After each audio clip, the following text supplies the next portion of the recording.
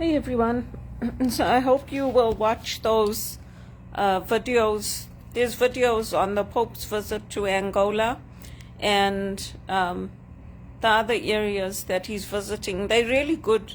The music is so powerful, and the mass, the services that they've done, they're so beautiful.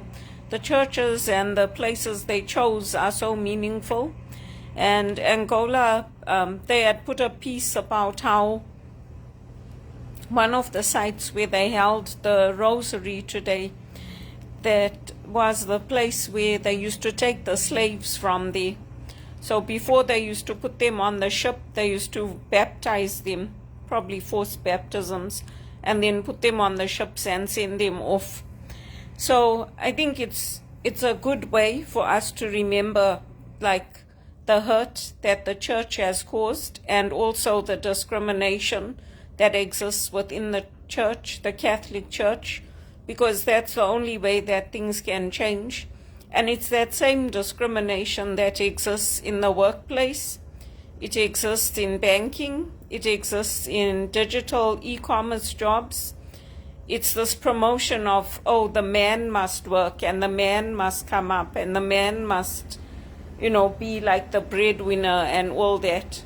And yet you see, even in Jesus's day, you see how Jesus trusted the women, how Jesus came to the women first after the resurrection, and how Jesus believed in us, in our gifts, in our talents.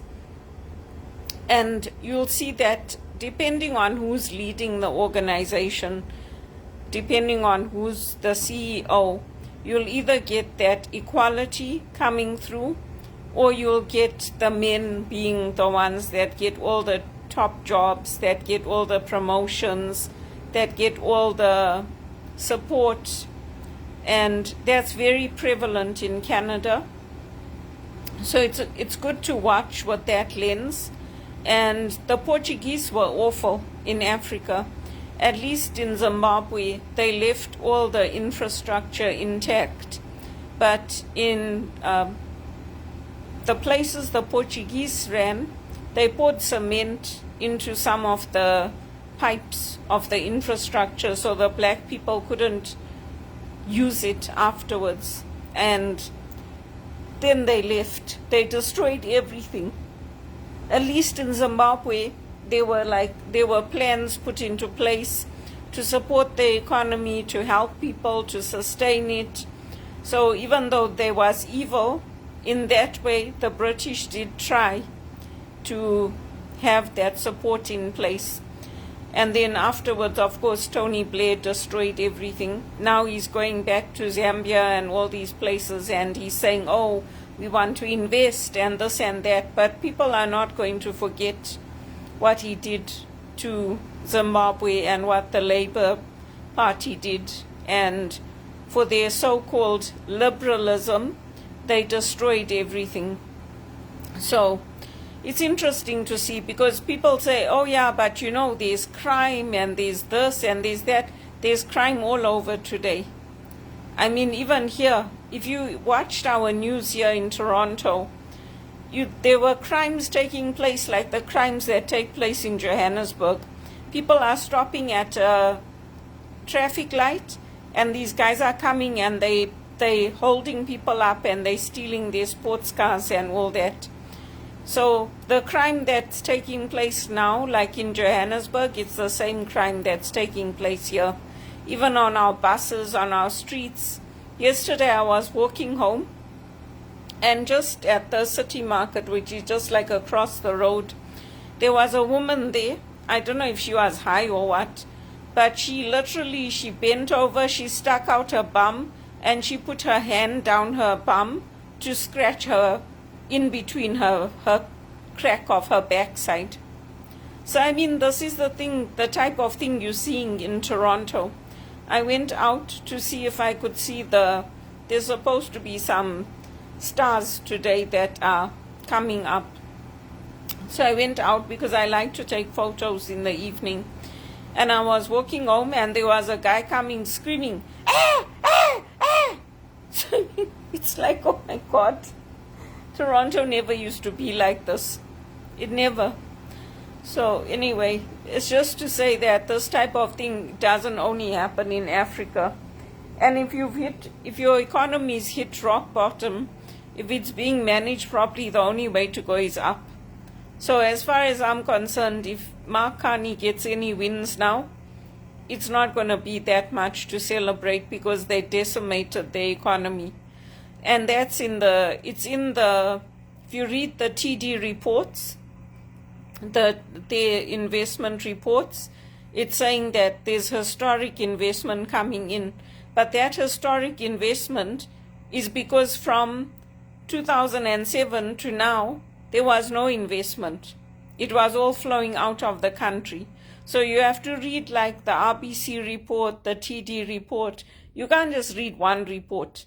You have to read them like across to see, because if they're all saying the same thing, then it's stupid. It just means that they're just coordinating everything. So, yeah, it's important to remember that. I'm actually happy to see Zimbabwe's economy is growing, because for years it's been decimated. But again, I mean, if they have to be careful of letting the Chinese in and all these other people to control the economy. So, yeah, we'll see. And even TD, like when I used to go back to network with people, a lot of the managers, they used to tell me, don't come back now, it's not the right time. And I used to tell them why. They're like, no, the bank has changed. Like, we have to wait. Once things are a little better, then we'll call you back. So that's how it goes, because it became like an old boys club. And, you know, it's like when you're working in that environment, it's horrible. You don't want to work in that environment. So even today, there was a guy that connected with me, and he said, you've got great experience and I'd love to help you. I connect with a lot of people. So I said, okay, thank you. If you get referrals, you can. Then he's like, can you send me your resume? I sent it to him. Then he's like, oh no, your resume is only meeting 19% of the AI, like the matching. I'm like, that's okay. I'm working with somebody already and I'm happy with my resume. Again, he came back.